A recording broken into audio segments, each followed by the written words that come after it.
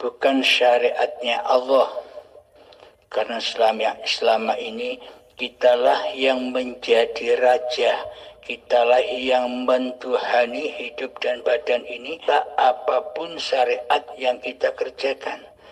Karena itulah selama manusia belum mengenal Allah sebagai Tuhan yang mentuhani diri manusianya, maka selamanya manusia tidak akan rela dan ridho bila syariat-syariat yang dikerjakan itu adalah sesungguhnya syariatnya Allah, syariatnya hidup. Karena sudah sangat lamanya manusia menjadi penguasa di hati ini, karena sudah sangat amat lamanya manusia menjadi raja di hati ini yang merajai hidup dan badan ini. Karena sudah sangat amat lamanya diri manusia mengaku-ngaku bahwa hidup ini hidupnya manusia, maka manusia akan sangatlah berat, sangat amatlah sulit untuk mengembalikan lagi kekhalifaannya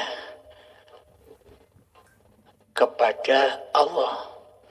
Karena di dunia ini hamba hanya diutus sebagai khalifah, sebagai wakil Allah, bukan malah menjadi Allah, bukan malah menjadi penguasa.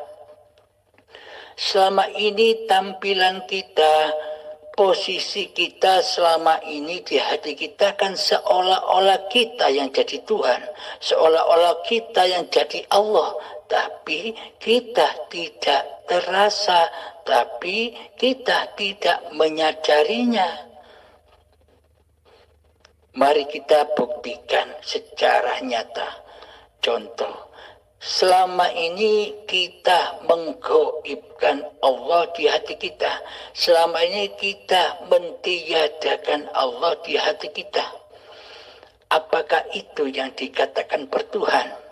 Sedangkan yang wujud, yang nyata, yang berkuasa atas hati kita selama ini adalah hawa nafsu kita sendiri, nama kita sendiri sebagai nama hidup yang merajai badan ini. Apakah ini yang disebut bertuhan?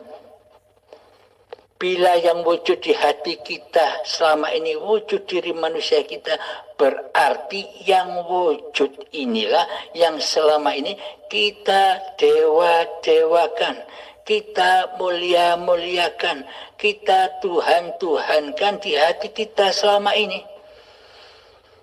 Otomatis seluruh perbuatan, otomatis seluruh ibadah, otomatis seluruh sholat yang kita kerjakan larinya, pulangnya, kembalinya adalah kepada alam yang fana, kepada alam kehancuran, kepada diri manusianya yang merasa bisa, yang merasa berkuasa untuk melakukan seluruh syariat-syariat yang telah kita kerjakan selama ini. Tiada urusan babakan Allah, tiada urusan babakan ketuhanan. Karena Allah kita sangka selama ini gaib, karena Allah kita sangka selama ini tiada, maka yang mengurus seluruh ibadah itu kan bukan Allah. Karena selama ini kita tak menyembah Allah, tak pernah menyembah Allah. Jangankan menyembah, mengingat Allah saja selama ini kita tidak pernah sedetik pun. Maka dari itu, bagaimana sih bila Allah nyata di dalam diri kita, menyatakan Allah di dalam seluruh pergerakan syariat-syariat yang kita kerjakan, untuk menyatakan bahwa Allah ini sebagai Tuhan yang mentuhani diri manusia kita, maka selayaknya lah Allah kita wujudkan keberadaannya di hati kita. Bukan seperti selama ini kita mentiadakan Allah, kita menggoibkan Allah sebagai Tuhan. Mana mungkin Allah menjadi Tuhan di hati, sedangkan Allah goib dan tiada di hati. Logika kan? Masuk akal bukan? Nah, sementara selama ini kitalah yang menjadi Tuhan, kitalah yang menjadi penguasa, kitalah yang menjadi raja, tapi kita tidak menyadarinya selama ini. Lalu bagaimana caranya kita menyatakan, menetapkan bahwa Allah itu wujud, bahwa Allah itu hidup? Maka tetapkanlah hakikat diri sejati manusia kembali kepada hakikatnya. Apa sih hakikat diri sejati manusia itu? Bersifat adam, bersifat mati, bersifat jahlun, bodoh. Jadi seluruh sifat-sifat manusia itu adalah kebalikan sifat-sifat Tuhannya, sifat-sifatnya Allah. Pada intinya bila kita sudah menetapkan, sudah menyatakan bahwa diri manusia kita ini adalah adam, tiada, gaib, mati, maka tetapkanlah kenyataan posisi diri manusia kita yang selama ini menjadi raja, tenggelamkanlah di dalam lautan tauhid. Maka dari itu kenalilah Allah dulu. Siapa Allah itu? Allah itu adalah Allahu la ilaha illa huwal hayyul qayyum. Allah tiada ilah, tiada Tuhan yang berhak disembah kecuali dialah yang hidup kekal, lagi terus menerus menghidupi seluruh apapun yang diciptakannya. Jadi nyatakanlah bahwa hidup yang selama ini kita akui sebagai hidup kita itu loh Allah. Maka lepaskanlah pengakuan diri kita tentang hidupnya Allah ini. Lepaskanlah bahwa hidup ini tak ikut punya. Sejatinya manusia kita ini mati. Dan tubuh ini sejatinya bukan tubuh kita.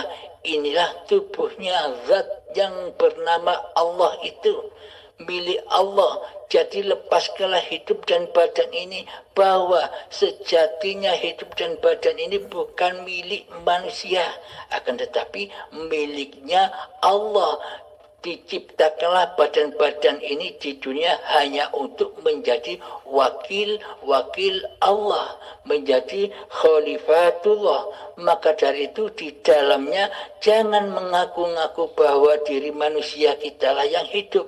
Bila kita mengaku-aku di dalam hati kita bahwa hidup ini hidup manusianya, berarti kan kita tidak amanah kepada Allah, bahwa hidup ini Allah. Loh, kok kita akui sebagai hidup manusia kita? Ketika hidup ini kita akui sebagai hidup manusia kita, maka otomatis Allah yang punya hidup ini kita buang, kita hempaskan, kita adamkan, kita goibkan di hati kita selama ini.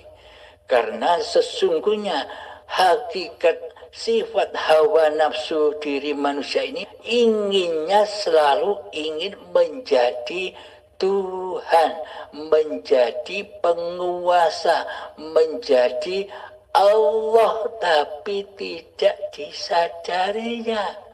Karena hawa nafsu itu sangatlah membelenggu, menghijab begitu hebatnya, sehingga manusia tidak menyadarinya bahwa kelakuan hawa nafsu, bahwa kelakuan diri kita selama ini seperti Allah yang menguasai jagat alam ini, yang menguasai hidup dan badan ini. Benar tidak? Monggo kita koreksi di dalam hati kita yang terdalam. Maka dari itu ketika kita sudah mempersembahkan kembali bahwa hidup ini Allah, badan ini milik Allah, maka kembalilah kita ke alam ketiadaan. Dulu sebelum kita lahir kita ada di alam ketiadaan, alam kegoiban, alam tidak nyata. Kemudian kita terlahir sebagai terlahir dan disuruh beramanah menjadi Abdullah. Wa ma khalaqtul jinna wal insa illa liya'budun, hanya untuk mengabdi di dalam hidup dan badan ini, ciptaan Allah ini, badan ini. Diutus mengemban amanah agar jangan mengaku-ngakui bahwa hidup dan badan ini bukan milik manusianya. Ternyata manusia selama ini ingkar kepada Allah, mensekutukan Allah. Di saat detik-detik akhir balik mulailah manusia mengkotori singgahsananya Allah menjadi singgahsananya manusianya. Maka dari itu dari suci kembali kepada suci. Maksudnya suci bagaimana? Suci dari kewujudan diri manusianya, suci dari kehidupan diri manusianya, suci dari kepemilikan diri manusianya saat bayi. Karena manusia kita belum ada, belum wujud, masih gaib. Maka dari itu, kenapa bayi itu kok dikatakan suci? Sedangkan bayi itu tidak pernah sholat, tidak pernah puasa, tidak pernah beribadah secara badaninya, secara syariat seperti yang kita kerjakan selama ini.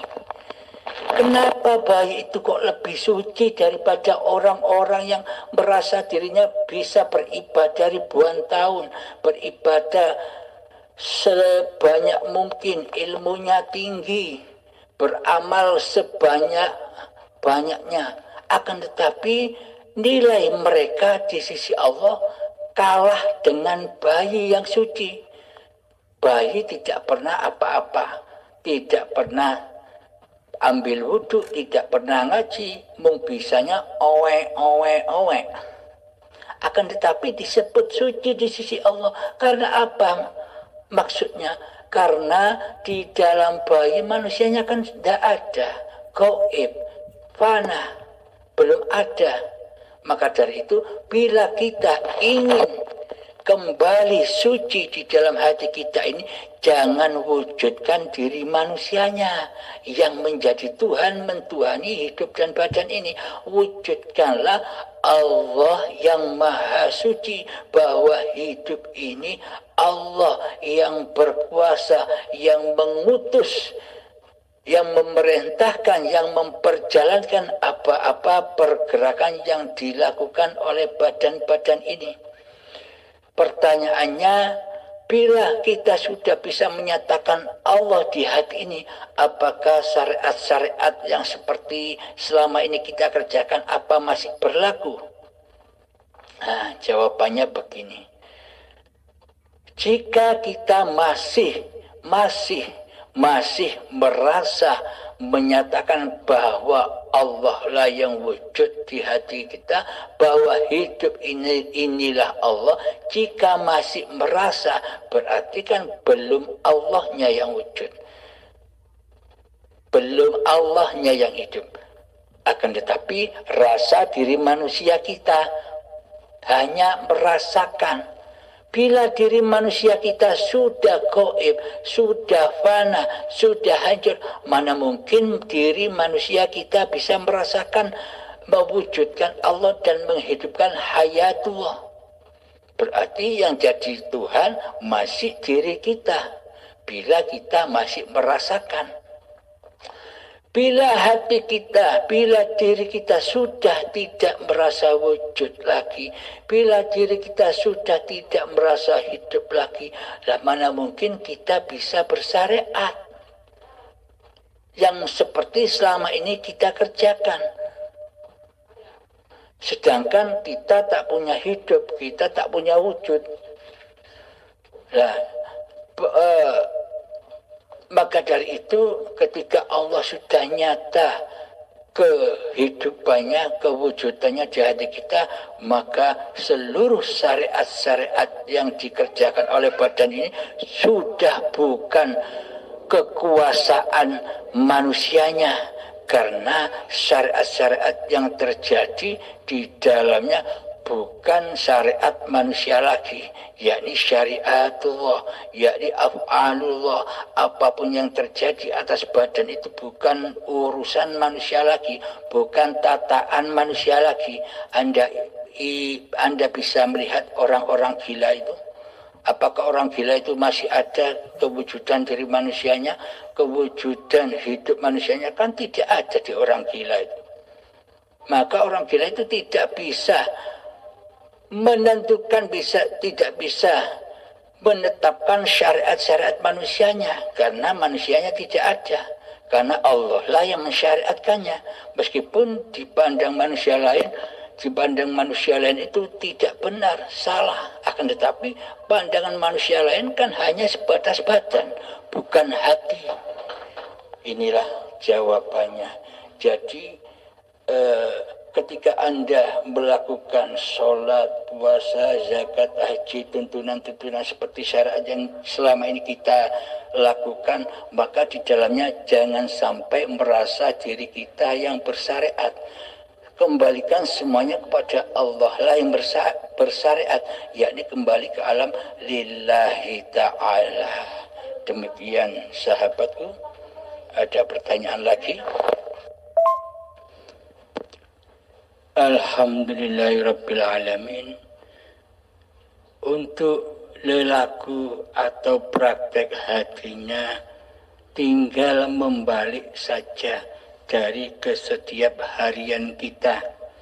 Jadi pada intinya tidak mengubah apa yang telah kita lakukan selama ini, tidak mengubah.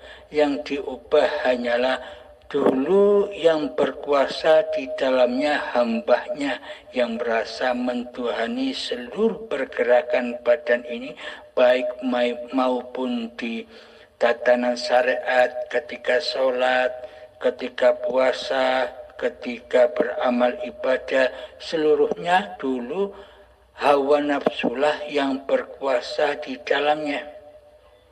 Nah, tinggal mengubah ketika kita saat ini sudah mengenal Allah, sudah menyatakan bahwa kewujudan dari manusia kita sudah fana, sudah adam, sudah goib, seperti halnya kita menggoibkan Allah dahulu, maka nyatakanlah Allah dan goibkanlah diri manusia kita. Jadi dulu kita beramal dengan amal yang haram, kini beramal dengan amal yang halal, yakni amal soleh, yang mana yang beraf'al di dalamnya adalah Allah sendiri. Semoga bisa dipahami dan dimengerti oleh kita semua. Semoga kita dimudahkan di dalam pengaplikasiannya di tiap hari. Assalamualaikum warahmatullahi wabarakatuh.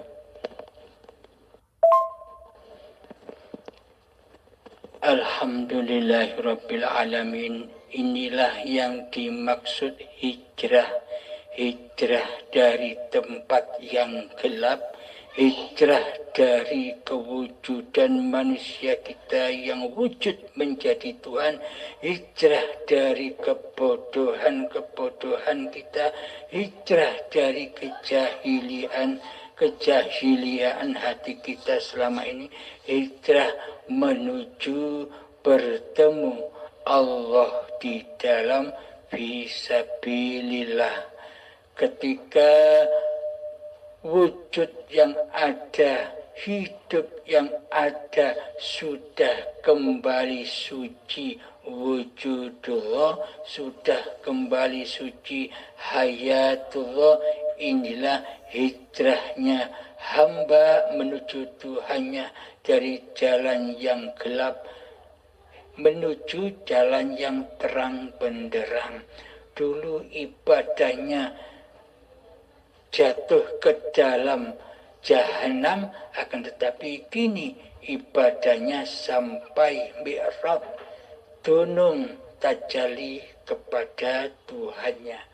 Yang dimaksud dunung, tajalli, mi'raj, wusul itu adalah ketika sudah nyata Allah lah yang hidup, sudah nyata Allah lah yang berkuasa atas diri badan ini.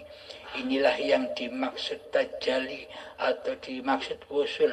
Jadi wusul, tajalli, mi'raj itu tidak hanya di tempat yang khusus saja, akan tetapi di tempat manapun, keadaan apapun, di mana saja kita bisa bertajalli di sana.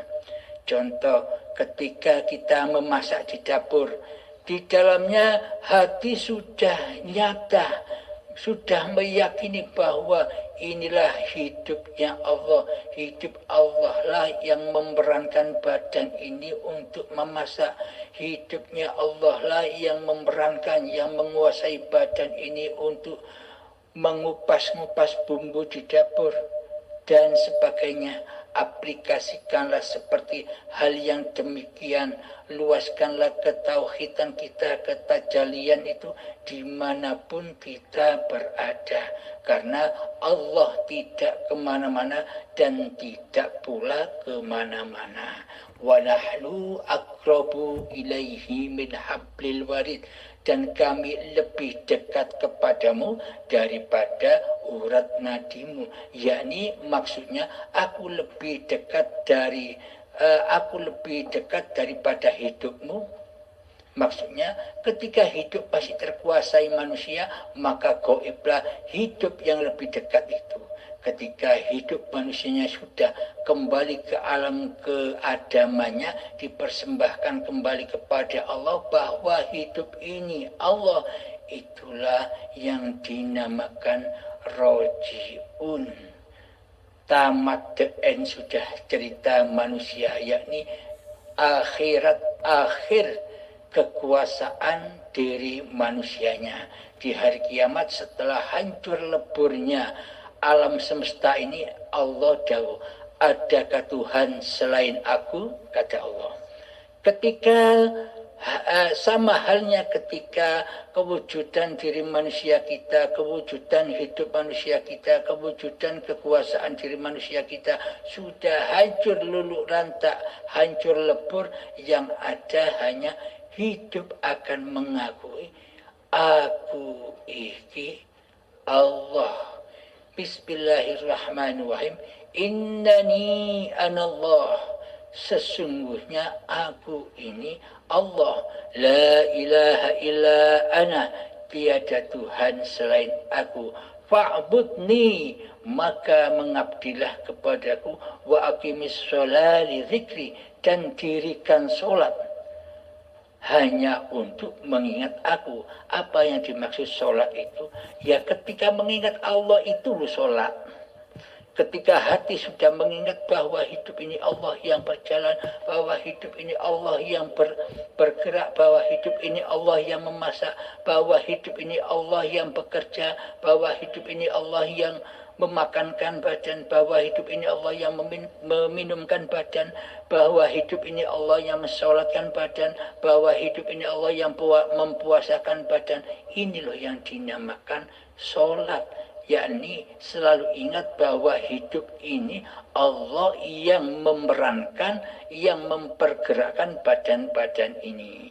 Inilah yang dimaksud wakil-wakil Allah. Inilah yang dimaksud khalifatullah.